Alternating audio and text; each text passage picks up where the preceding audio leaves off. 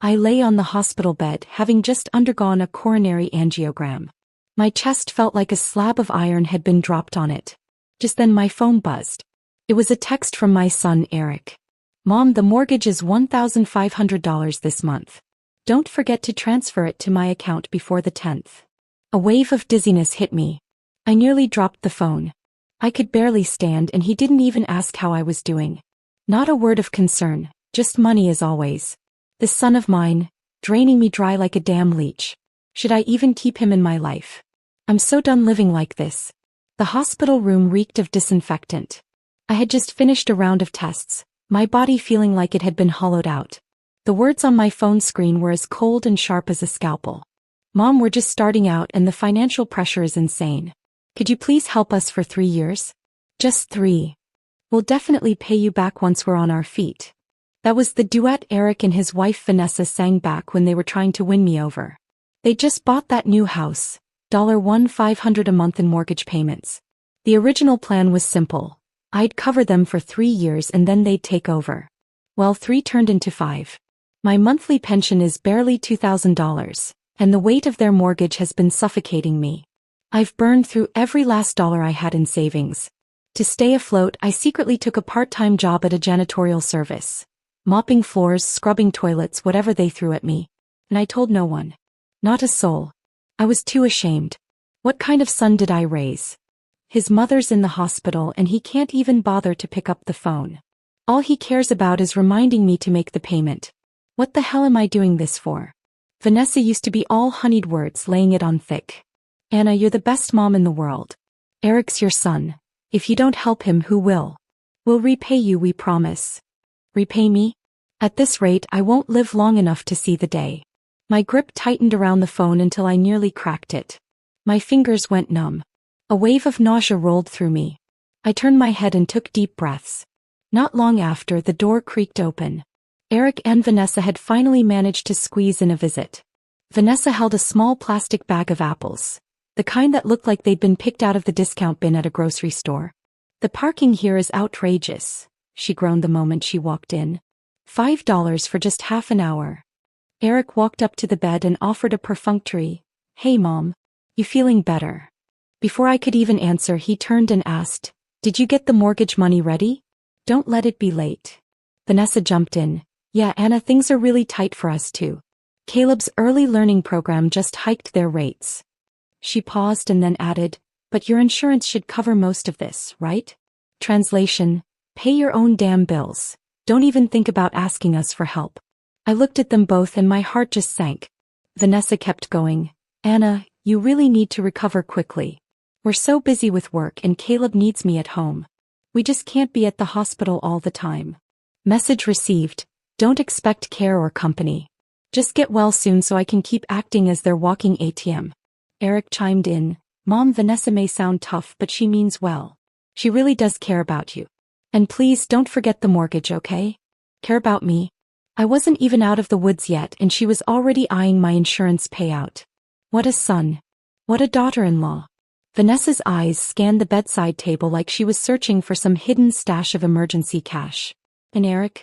He stayed glued to his phone, scrolling nonstop, barely pretending to listen. Most people visit family in the hospital to bring warmth. They came to check if the ATM was still functional. Not long after they left, Diane showed up. Diane was the girl next door I'd helped years ago. She calls me her godmother, but truth be told, she's more family than anyone by blood. She brought a thermos filled with homemade chicken soup. "Anna, how are you feeling? What did the doctor say?" she asked gently. She poured the soup and fed it to me one spoonful at a time, then tucked the blanket around me and helped me lie back down. She even went out to the nurse's station to ask about my care instructions. When she returned, she took one look at me and knew something was off. "Anna, did Eric upset you again?" I forced a smile. "I'm fine. Really. Don't worry about me. Some things are too shameful to share." Diane sighed softly but didn't push. She's always known what Eric and Vanessa are like, but she never pried. It wasn't her place. "Anna, you have to speak up. If Eric's crossing the line, you can't keep swallowing it." I patted her hand. "Diane, I'm just getting old. My body's failing me. They're young, it's tough for them too." But inside it felt like I'd swallowed a mouthful of glass. That steaming bowl of chicken soup, compared to those limp apples and even colder words, left me with a bitter, aching mess of emotions. What a cruel twist. My own blood sees right through me while someone with no relation worries whether I've eaten. The doctor suggested I stay a few more days for observation. But the moment I thought about the hospital bill racking up thousands and Eric's cold, detached tone, I insisted on being discharged. Eric claimed he was swamped at work, and Vanessa said there was no one to watch Caleb. Neither of them had any intention of picking me up. In the end, it was Diane who took a day off from school and came to get me. The moment I stepped into the house, the kitchen was stone cold. No signs of cooking, no warmth, nothing. The whole place felt emptier than a hospital room. Not a single call from Eric or Vanessa. Not even a text to ask how I was doing. Honestly, maybe the silence was a blessing. I could take care of myself. But that hollow feeling, like a needle pricking the softest part of my chest, was hard to shake. I ran my hand along the cold surface of the counter and opened the fridge. A few wilted leaves of lettuce. That was it. A house, no matter how warm, is only as warm as the people in it.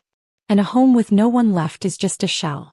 Barely 2 days out of the hospital, my body still weak, Vanessa showed up unannounced, with Caleb in her arms. The little guy was bouncing with energy, his cheeks rosy, not a trace of illness in sight. Vanessa walked in and jumped straight to tears. Anna, Caleb had a terrible fever a few days ago. We had to see the doctor twice. It cost us so much. Could you please lend us $500 to get by? She dabbed at the corners of her eyes, but no actual tears fell. The doctor said he needs the best medication. We really don't have a choice. Mom, you wouldn't just stand by and watch your own grandson suffer, would you? I looked at Caleb's bright, healthy little face and my heart softened. He was my grandson after all. The small pension I had just received was supposed to cover the mortgage. But I clenched my teeth, pulled out $500 and handed it to her. Vanessa's face lit up the moment the money touched her fingers. She threw out a few empty thank yous and rushed out with Caleb.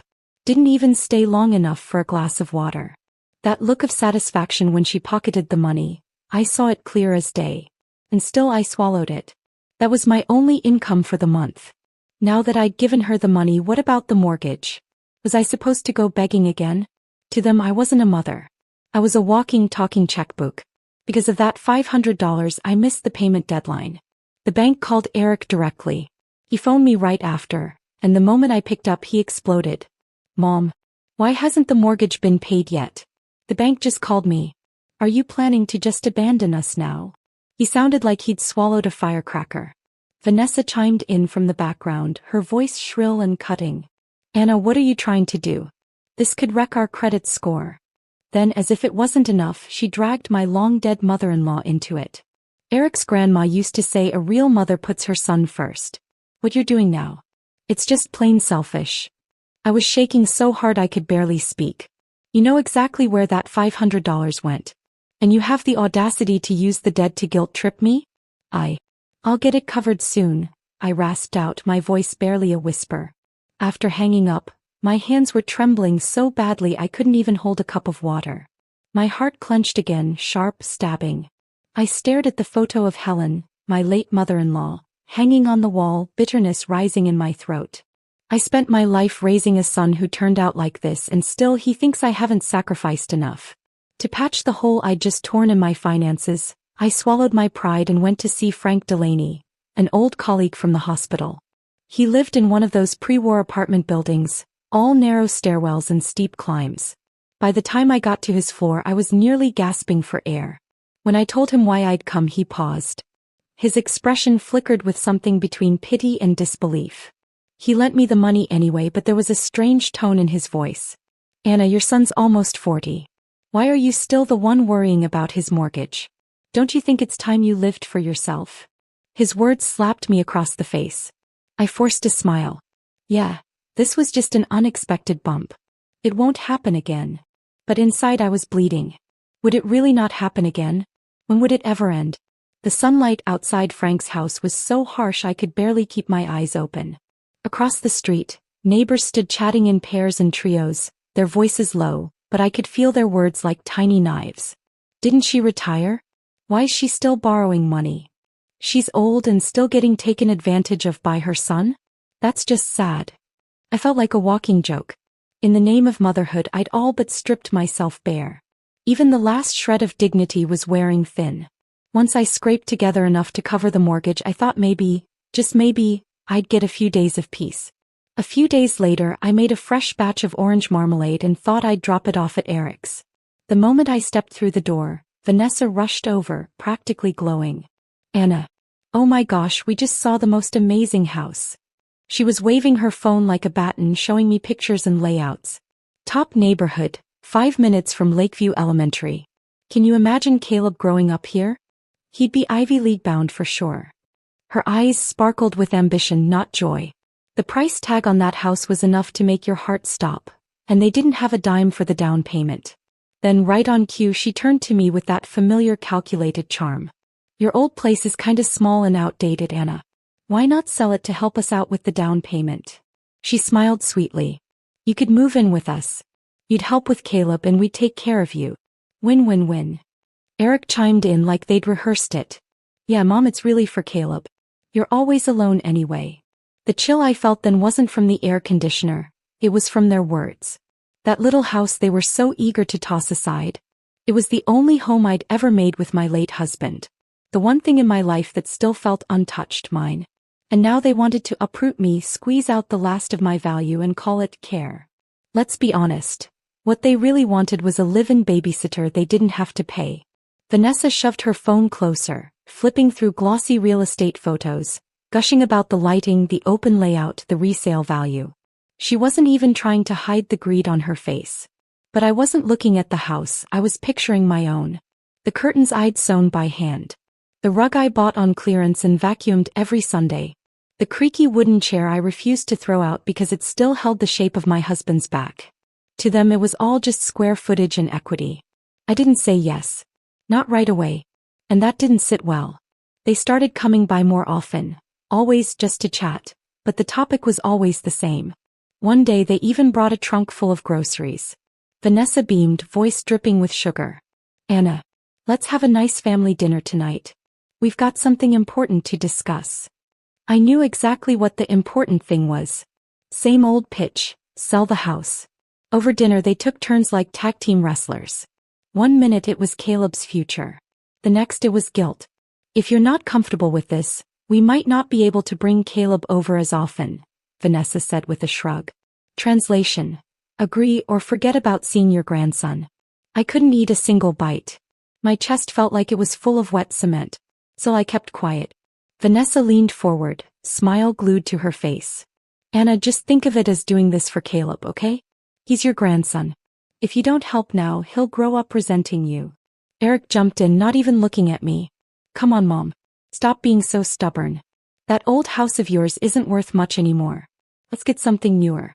We could all live together, it'd be fun." This wasn't about family.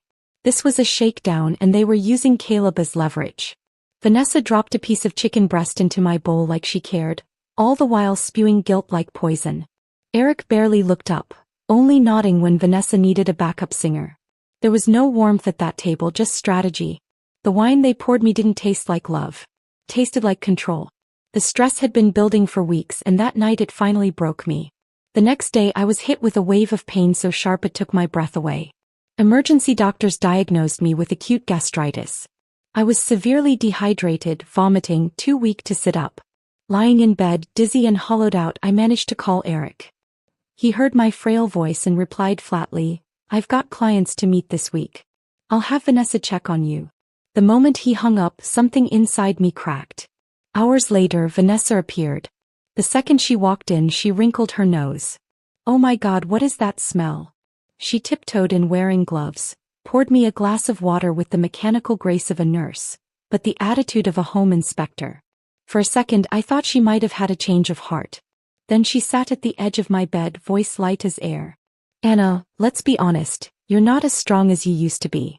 Maybe it's time to start, making arrangements."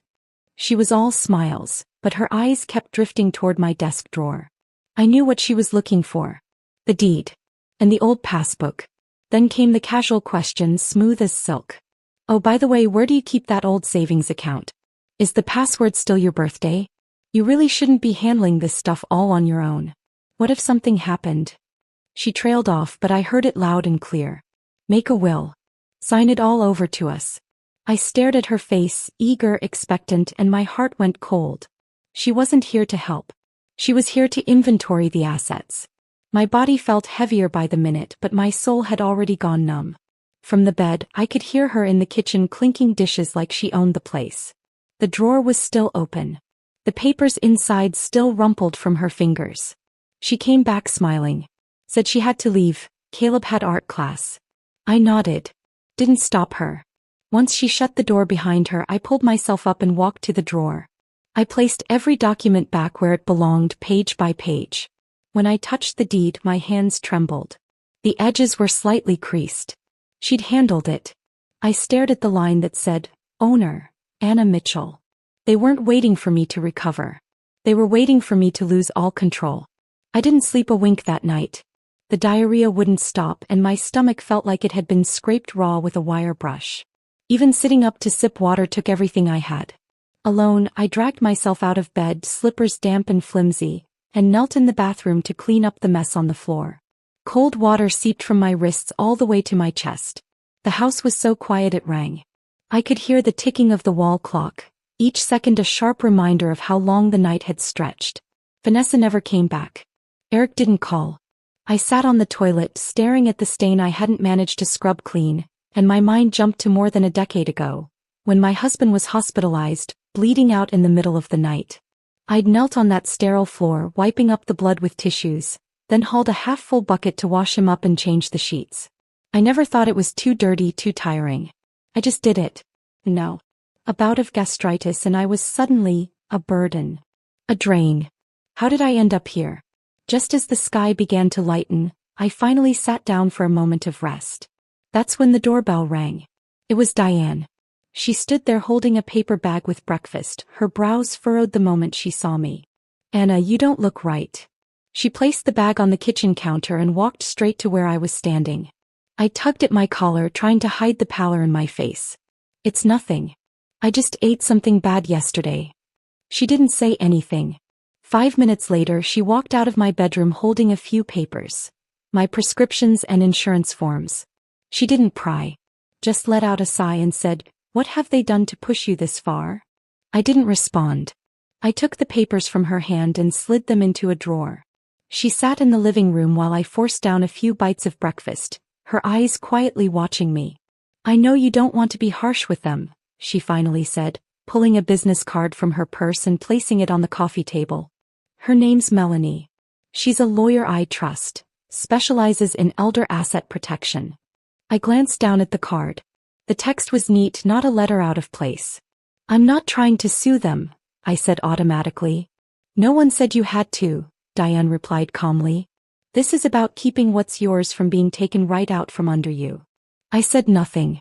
Because last night, while I was nearly passing out from pain, not one of them asked if I had meds or enough water. But they were quick to circle around my passwords and paperwork like vultures. I stared at the card for a long time. "Can this lawyer actually protect me?" I asked. "She can help you set up a trust," Diane said without hesitation. "Your house, your pension, they all go in. You decide who has access. You decide who doesn't. And if something ever happens to you, at least your dignity won't be the first thing to go." I nodded slowly, though I didn't say yes. That evening, Eric and Vanessa showed up. They brought flowers and a performance. Vanessa waltzed in with a bright smile. "Anna, are you feeling any better? This place could use some fresh air. Let me crack a window for you." She drifted into the kitchen, chatting as she moved. "Need help tidying up? Oh, and that pharmacy card I grabbed for you the other day, is it still over by the desk?" I heard her footsteps hovering near the drawer where I kept my documents. My stomach twisted into a tight knot. Eric slumped down onto the couch. "Hey Mom. Any chance you can still cover the mortgage this month? You mentioned not feeling well last time and, well, things are pretty tight for us." I didn't respond right away. Instead, I walked into the bedroom, came back with a folded insurance statement and handed it to him. I checked with Diane. "I have to pay out of pocket first. Things are a little complicated right now. You two might need to figure something else out." Vanessa reappeared from the study, face unreadable. They stayed a few more minutes, said they had to pick Caleb up from school, and left without eating anything. As soon as the door shut behind them, I walked over to the table. My folder had been moved. The deed, which I'd tucked at the very bottom, was now right on top. The cover of my insurance file had fresh creases in it. I stared at that stack of paper for a good 30 seconds. Then I turned, walked back to the sofa and picked up my phone. "Diane," I said, my voice steady and low, "I want to meet that lawyer you mentioned. As soon as possible." Diane was waiting for me in the car. The morning sun was gentle and warm. I wrapped myself in a coat and pulled a hat low over my head, looking like someone heading to the grocery store. But we weren't driving to the store. We went downtown to an old office building with no flashy signage, just a small brass plaque by the door that read, "Melanie Cross, Elder Law and Estate Planning." She sat behind a tidy desk wearing thin-rimmed glasses, her expression calm. Not the aggressive, fast-talking kind of lawyer. More like someone soft-spoken, measured. "Ms. Anna, you're here because you want to protect your home, your assets, and your right to make decisions for yourself. Is that correct?" I nodded. My heart was racing. "Then we need to establish 3 things," she said. "First, a revocable trust. Everything you own will be moved into it. Second, a healthcare proxy so that in a medical emergency, decisions are made by someone you trust. And third, a disinheritance clause, clearly stating that your son and daughter-in-law will receive nothing from your estate." She said it plainly and I heard every word. "Once this is signed," she added, "they won't be able to touch a single cent, even if one day you're unable to speak for yourself." I bit my lip and looked at Diane. She didn't try to convince me. She just gave a quiet nod. "I don't want to take them to court," I said. "You don't have to," Melanie replied, sliding a pen across the desk. "You just have to make sure they never get to hijack your life again." My hand trembled as I signed. But I didn't stop. The house, the retirement account, every bank account I could remember, I transferred it all into the trust. Only I knew the password to the new account. I designated Diane as the backup trustee. I asked Melanie to include a clause. Beneficiaries may not transfer or reassign inheritance shares unless personally amended in writing by the grantor. She nodded and said, "You're thinking clearly." As we were leaving, she handed me a copy of the documents. "This isn't to scare them," she said. "It's just a reminder. You're not leaving anything to chance." The moment I got home, I changed the locks. Found a locksmith who didn't waste time. 30 minutes, done. I gave the only spare key to Diane. Then I closed the old savings account and opened a new one online with dual passwords and fingerprint authentication. Disabled every automatic family transfer feature. I placed my prescriptions in a locked cabinet, tucked the key behind an old oil bottle in the kitchen corner. Once everything was in place, I made myself a cup of tea. Same old house. Worn carpet, peeling paint, neatly stacked newspapers. But for the first time I knew it belonged to me and only me. Around dusk the doorbell rang. It was them. Eric stood holding Caleb, smiling, while Vanessa carried a pot of soup. "Anna, we were just getting off work nearby and thought we'd drop by," she said with that breezy tone, like nothing had ever happened. "I even made your favorite, chicken soup." I smiled and let them in. Offered them tea. Played the gracious host. Vanessa looked around, eyes gliding over the dining table, windowsill, desk. Finally settling on the drawer beside my couch. "Mom, let me tidy this up for you. So many letters piled up here," she chirped. Before she could take a step, I said cool and even, "No need. I just sorted it." Her smile faltered. "Oh right. I think I saw something earlier, something about a trust." I gave her a calm smile. "Yes. Just something I set up, nothing much. Just in case I suddenly go, I don't want to burden anyone." Eric set his teacup down, his expression changing. "Mom, what exactly do you mean?" "Nothing," I said softly. "Just making sure everything goes where it should. No room for confusion." Vanessa's composure cracked for a split second, but she recovered quickly. "Anna, don't be like that. We came here just to see you." I nodded. "Then sit a while. But don't touch my things." The air turned to stone. They stayed less than 10 minutes before Vanessa said Caleb was getting restless and they left. I walked them to the door, watched them head down the stairs and quietly closed it behind them. Then I returned to the kitchen, picked up my knife and kept chopping vegetables while the evening news murmured from the old TV. Sunlight fell across the sink, and in that moment I knew I had finally done the right thing. Back at home, Vanessa exploded. She hurled Eric's coat onto the couch. "You just sat there sipping tea? She's already moved everything into a trust and you're still playing the dutiful son." Eric shut the door behind him, brow furrowed. "Can you not scream in the hallway? The neighbors can hear." Vanessa's eyes brimmed with rage. "Do you have any idea? I already spoke with a realtor. After a light renovation, her house could sell for over 400 grand. I even had the design plans drawn up. And now, just like that, a piece of paper and you're not even mentioned." Eric took off his coat and sank into the couch, speechless. It's not that he didn't care. It's that for the first time he realized, Mom wasn't just emotional. He meant it. She had cut them out. From beginning to end, she never raised her voice. She only said, "Don't touch my things." But he understood now. That was a boundary. And in all these years she had never drawn one before. The next day he came to my house alone.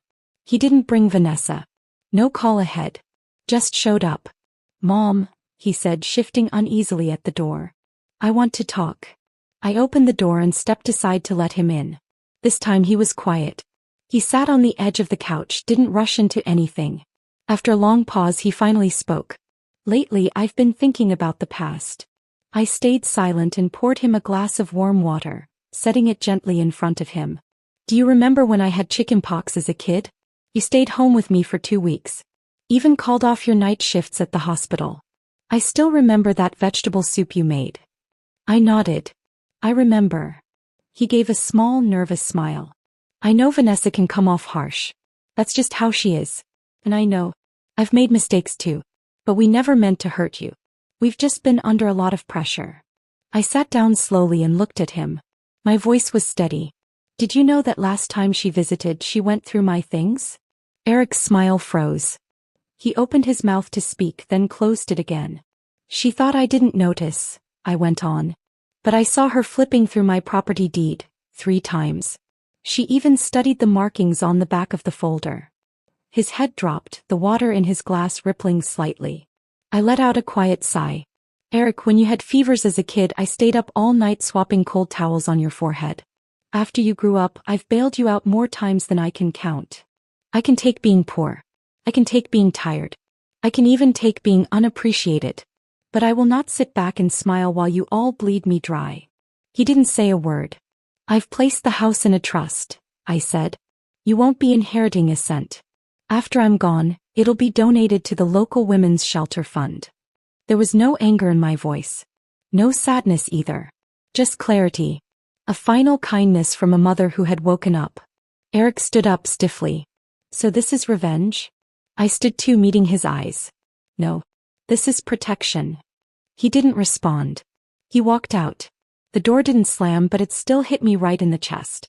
2 days later I got a call. It was a friend from church. Her voice was hushed. "Anna, I'm not sure if I should tell you this, but your daughter-in-law has been reaching out to some of our old friends. She's saying you haven't been doing well lately. That maybe your mental state's unstable. She hinted that the family might need to step in." I stayed quiet, listening. "She asked if you've been forgetting things. If you can still cook for yourself. If anyone's been checking in on you." I gripped the phone tighter. Cold shot straight to my spine. She'd made her move. Not through the will. Not with a lawyer. She was coming for my sanity.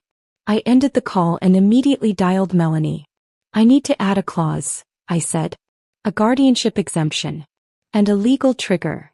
If anyone spreads claims about my mental state, I want the right to sue." Melanie paused on the other end. Then she asked, "Have they started?" I answered, "They're already on their way." Then I made a second call, to Diane. "I need you to look into something for me. Vanessa's been reaching out to people. Church members, the preschool neighbors, whoever. I want every word they say to become evidence for my retaliation. I'm not waiting to be accused. They'll be the ones scrambling." Sunday mornings at church were always quiet. Leaning on my cane, I made my way into the community room behind the main sanctuary. It was the weekly women's group gathering. I hadn't shown up in years. But when they saw me, everyone lit up. One woman offered me her seat, another asked how I'd been feeling, and someone even handed me a cup of lemon tea just the way I liked it. I nodded and smiled, chatting easily. It wasn't until the conversation turned to property taxes that I casually dropped the line. Oh, that house. I'm donating it to the local women's shelter. Figured it's better to give women with nowhere else to go a roof over their heads than to leave it to anyone in particular. A few of them looked momentarily stunned, then smiled and nodded. Anna, you've always had vision, one said warmly. I added, just loud enough, the trust's already in place. Anyone thinking they can come claim it later? Too late. That got a round of laughter. I smiled too, but I knew exactly what I was doing. The news would reach Vanessa in 3 hours tops. Sure enough, not even an hour after I got home, Vanessa burst through my front door. What the hell are you doing, Anna? She shouted, slamming her hand on the table. Eric followed behind, pale as a ghost. Are you out of your mind? You're donating the whole house. I set down the knife I was using and calmly looked at them, smiling. Well, you've all been acting like I was dead anyway. Vanessa stomped her foot, furious. That's your son's inheritance. What about Caleb? What happens to him? I wiped my hands and said evenly, Caleb? The last time you took my retirement money, you told me it was for his fever medication. Meanwhile, he was bouncing on the neighbor's trampoline all afternoon. Eric's face turned stone cold. You're being unfair, Mom. Unfair. I snapped, tossing a copy of the property deed onto the table. Did you think about fairness when you were sneaking into my drawer to steal documents? Vanessa lunged for the paper, but Diane stepped out of the hallway holding up her phone. I recorded everything, she said calmly. Don't worry. Every word you just said can be played back in court. Eric froze. I walked over, standing between them. My voice was quiet but sharp enough to cut glass. From this moment forward, you're not welcome in my home. I've changed the locks. The trust is now irrevocable. You won't get your hands on this house. Vanessa went pale. You're not afraid we'll sue you? I gave a cold laugh. Go ahead. I'd love to bring the unpaid loan records, the surveillance footage of you rifling through my drawers, and this audio recording into court. Let's see who should be scared. Her mouth opened but no sound came out. Eric kept his eyes on the floor. I shoved them out the front door and shut it hard behind them. They were still yelling outside. I turned the lock. Back in the kitchen, the soup was still simmering. I picked up the knife, swept the chopped vegetables into the pot, and stirred like nothing had happened. But I knew, this time they were truly out of options. Vanessa didn't knock again. But on the third night the phone rang. It was Eric. Mom, can we talk? His voice was soft, his tone cautious, as if I might hang up at any second. I didn't say anything, just listened. Caleb's been asking about you, he said. He doesn't understand why you don't call, why you're not picking him up anymore. I told him you were busy. But really, we were just too aggressive. Vanessa's hot-headed, but she's not a bad person. Mom, he's just a kid. He's innocent. As he spoke, I silently synced the call to Diane through my Bluetooth recorder. When he finished, I gave him only one response. You remember what you said in my house that day? I recorded it. There was a pause. I know. I'm not trying to threaten you. I wonder if there's any way we can. There isn't. I cut him off. Face it, Eric. And I hung up. The next morning, my attorney Melanie mailed a formal cease and desist letter, addressed to both Eric and Vanessa. The subject line: Notice of legal action regarding ongoing attempt to control senior's estate. The body outlined specific incidents, audio summaries, document copies. It declared the full revocation of their medical power of attorney and emergency contact rights. It warned of immediate legal consequences for any future interference or defamation. At the next church gathering, I spoke publicly about it for the first time. I didn't name names. I just said I'd place my house into an irrevocable trust because I was tired of being treated like a walking ATM while I was still alive. Some applauded. Others were quiet. A few scooted their chairs closer and whispered, I'm going through the same thing. They started calling me, the brave one. The woman who stood her ground. I wasn't looking to be admired. I just had enough. That Friday I went to Caleb's school myself and sat down with the dean. I'm no longer his emergency contact, I said. I won't be paying tuition, medical bills, or anything else. He has parents. It's their turn to step up. The dean looked surprised but nodded in the end. Thank you for being clear. As I walked out of the school, I saw Vanessa in the parking lot. She looked pale, clutching her phone, staring at me blankly. She opened her mouth. Anna. I stopped 2 steps away, stared her in the eyes. Goodbye, Vanessa.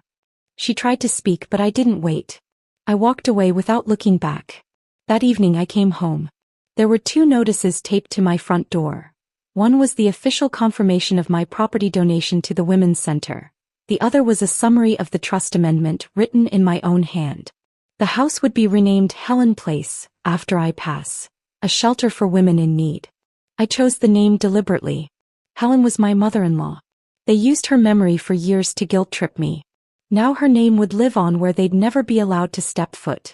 A few days later, one of the neighbors told me Eric had been quietly reassigned at work. The new HR director, apparently the younger sister of one of his college classmates, had heard the story about how he tried to pressure his elderly mother into signing over her house. He no longer handled the same client accounts. Vanessa too had been edged out at church. A few women pulled me aside, whispering, "She used to say you were mentally unstable. But now everyone knows, you're the clearest-headed person here." A week after that, I moved out of the old house. On moving day, I didn't cry. I didn't look back.